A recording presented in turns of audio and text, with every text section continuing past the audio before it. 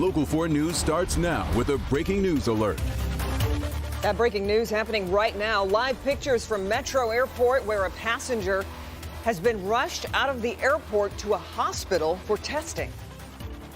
That's coming up as we continue to learn more, but we are beginning here at 5 with breaking news from East Lansing, a rather shocking announcement from Mark Dantonio saying after 13 years as head football coach, he has decided to step down. Our Mara McDonald is live in East Lansing getting reaction to the news. We'll get to her in just a moment. Let's start things off, though, here in the studio with Bernie. Safe to say few people saw this coming, especially after he told us that he was going to be back and was staying. And that was in November. Right. Very few people saw this coming. There have been whispers in the past couple of years Mark Dantonio could retire, and today he did. This afternoon in a press release, Michigan State said Dantonio stepping down after a 13-year run. Rumors abound that Luke Fickell, the former Ohio State head football coach, will replace him. Fickell currently at Cincinnati. Now, we've got highlights of Dantonio, and we spoke to a source close to him in the situation. The source tells us the pressure from the administration to make changes on his coaching staff did not sit well with him. The source also said that 2 years ago, his wife Becky implored him to retire and begin enjoying life. You might remember in 2010, he had a heart attack. Plus, Dantonio is named in a lawsuit by former assistant Curtis Blackwell that NCAA rules were violated by Dantonio. And to top it all off, Dantonio was paid a $4.3 million bonus on January 15th, and tomorrow is National Signing Day.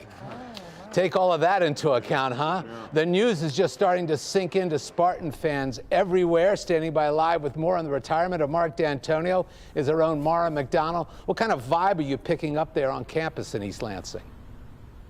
Bernie, the kids are absolutely stunned. We were talking to some of them in the MSU Student Union. They tell us that they were sitting in class and they got a Twitter alert, pretty much like everybody else, that they've all read the letter. This is something that is all over campus right now. And they really loved this coach and they loved the program here, and they are sorry to see him go. Take a listen. I'm very sad that Dantonio is leaving. He's left me and all Spartan fans with a lot of great memories for the past. I think it's been 12 or 13 years that he's been coaching now. I understand that in his thing he said he wanted to spend more time with his family, and I think that's very noble and understand anything that he wants to do, but I think that me and most of the Spartan family are definitely going to miss him. Back here live, I was speaking to some MSU alums who were also in the Student Center. You know, they're heading to the basketball game tonight here, and they were talking to me about it. And their take on it is, yes, they're sad to see him go. They wonder how much that Blackwell lawsuit had to do with any of the decision here. But they want to hear from Dantonio himself, not just a Twitter, statement that came out. So we understand that there's a press conference at the Breslin tonight at 6:30, and that the coach is going to speak. So they're waiting to hear from him. We're live in East Lansing tonight. Back to you. All right, there you go. Scoop McDonald, 6:30 tonight. Huge. He will be there speaking. Rough ending for him, but really put the program into Final Four and the national championship picture that one year. Really put him into a different league there for a while. It did, but the source I spoke with said the one thing was he wasn't having fun anymore, and so he made the move. You're going to hear from Tom Izzo in sports at 5:45. Tom Izzo and Mark Dantonio are like brothers, really close friends. Okay, we'll talk to you then. Okay. Thanks, Bernie. All right, now let's get to the latest on the coronavirus crisis, and we begin with some news, as we said off the top of the newscast, from Detroit Metro Airport. The airport has confirmed an ill passenger was transported today to a local hospital for further testing. They then referred us to the CDC for any additional information. We've reached out to the CDC and are still waiting for details on the circumstances surrounding this passenger. Let's bring in our Dr. Frank McGeorge here with the latest on where things stand globally, if not as we wait to learn what's more happening here locally. Exactly, Kim and Devin. The World Health Organization declared the current coronavirus outbreak a public health emergency of international concern. Yet, today they said they do not consider it a pandemic, which would be an epidemic of worldwide proportion, calling it instead an epidemic with multiple foci.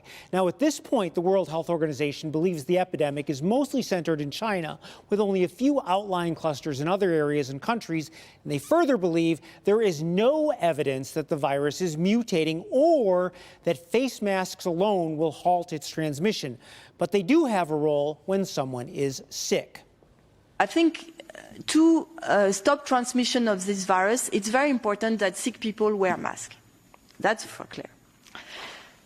Then, in terms of risk, again, I've said that for people who have no symptoms, the mask will not necessarily protect them 100%.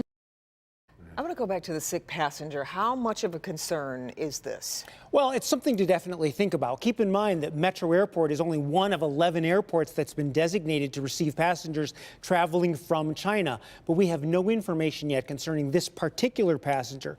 So obviously there's going to be a high level of caution surrounding anyone who has symptoms and any relevant travel history, but it's not clear what the situation is there yet, and we will continue to reach out to the CDC for any kind of answers or follow-up. And as one of the true Asia hubs in the country, airport-wise, you would hope that means a higher level of scrutiny that may be coming. Absolutely, but because it's one of the 11 screening centers, I would absolutely expect that somebody eventually would turn up there. Yep. Sure. So this is not really a huge surprise. Yeah. Okay, thanks, Doc. Well, amid all of this news that we're following on this very busy Tuesday, how about a 3-day snow event on the way? I tell you what, let's get over to Ben with a look at how much snow is coming and when, Ben. Speaking of multiple foci, that's what we've got here too. Starting out tomorrow in the evening, that's when we're going to see our first push of snow. This is going to be the main event that we're watching. That's number one. The second part of this starts pulling in for the evening on Thursday and wrapping up the caboose here on Friday morning. That's number three. All of these waves riding a front that's going to stay just to our south for the next 3 days. So very minimal impacts on tomorrow evening's commute. Most of the snow comes after that, but Thursday, especially in the morning, that's the major commute problem. And then the snow continues both for the evening and Friday morning. Still could have some slick streets by the drive home on Friday, but you can see this is going to be a mess for all of our commutes in the next 3 days, guys. Okay, Ben, we continue to follow even more breaking news, this time from Iowa, where we were promised at least partial results from last night's caucus. An extraordinary mess thus far. Steve Garagiola live in the newsroom following the results after all of that chaos last night. Steve, I know we're starting to get some developments now. Well, I've been watching the live feeds from Iowa, and I can tell you it is still a chaotic scene there. Within the last half hour, they have announced they now have slightly more than 60% of the results available. So the wait for a winner continues, and no word how long that wait might be. Now, this is, of course, bad news for the eventual winners because they lose the chance for a victory speech. Good news for those who underperformed, who escaped to New Hampshire under the radar. So how did this mess happen? The problem in Iowa is a software program. County chairs tried to use the program to send in results from their caucus locations last night. It is reportedly a very new product. It wasn't tested, and it just didn't work. So they used cell phones to call the Iowa Democratic Party hotline. Many folks left on hold for an hour or more. Many others just gave up. Democratic Party officials have stressed there was no hacking, there is no indication of manipulated or false results. They are certainly under a lot of pressure in Iowa, but might be just adding to the confusion with the release of partial results, which really have very little meaning. There is no word yet on when they might have complete results, no guarantee even that it will be today or tonight, so that wait continues.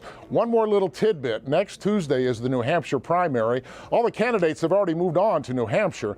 The next caucus is scheduled in Nevada on February 22nd, and late this afternoon, their Democratic Party announced they will not use the same software or vendor or product that was used in Iowa.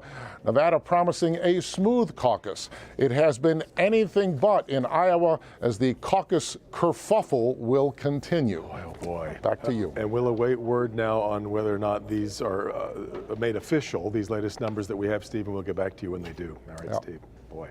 Well, now to new developments in the toxic ooze investigation as the court battle against Gary Sayers continues in Madison Heights. Today we heard from the city on the concerning topic of what exactly was going through the storm and sewer pipes. Consumer investigator Hank Winchester has more from the courtroom. And Hank, we got to see more of that green ooze that we've seemingly been talking about for a long time now. It seems like we've been talking about this for a while, but now new photos entered into court evidence today. It was a big day in the courtroom. You know, when that ooze started spilling onto the roadway, it was the color that took us all by surprise. Remember that bright green color? Well, now we're getting a look at the chemicals that caused that color and what that did to the pipes underneath the building.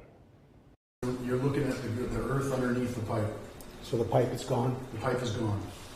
We're now getting an inside look inside the sanitary sewer pipes covered in what appears to be green chemicals eroding the sides.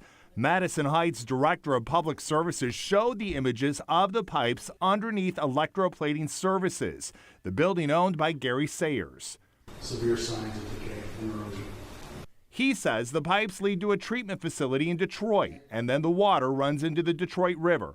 But the problem prosecutors are getting at, these pipes can be damaged by hazardous waste and chemicals, for example. And if that can happen, things can seep into storm sewers and drains. Essentially, they all lead to the Red Run drain, Clinton River, and Lake St. Clair. So if, for example, groundwater is contaminated and it got into the storm sewer system, would that contaminated groundwater enter the storm sewer system and be carried to the Red Run drain, the Clinton River, and Lake St. Clair? That's correct. Another interesting part of the trial today, the city's code enforcement officer taking the stand, saying that she spent years giving Gary Sayers verbal warnings. He would comply, then a short time later, she had the same problem. Well, official written citations were never handed over to Sayers until 2015, and by then, as we all know now, things were out of control. So a lot of finger pointing, people wondering, why wasn't more severe action taken sooner? Doesn't sound like he was really going to pay attention to it either way, but a lot of finger pointing right now as to why the locals, feds didn't do more sooner. Yeah. All right. Thanks, Hank. And Hank will actually have the latest on the toxic ooze investigation in Madison Heights this Sunday at 8 during our Defending the Environment special. You can also catch up on Defender Karen Drew's investigative work on the contamination concerns along the Detroit River. President Trump making his State of the Union address tonight as senators prepare to vote on impeachment tomorrow. The White House says the theme of the speech is the great American comeback. A White House spokesman says impeachment is not in the speech. Instead, the president is expected to talk about the economy and work to control illegal immigration. You'll see the State of the Union address live here tonight on Local 4 at 9 p.m. And then, important note, immediately after the president's address, Michigan's Governor Whitmer will deliver the Democratic response, and you'll see that here too.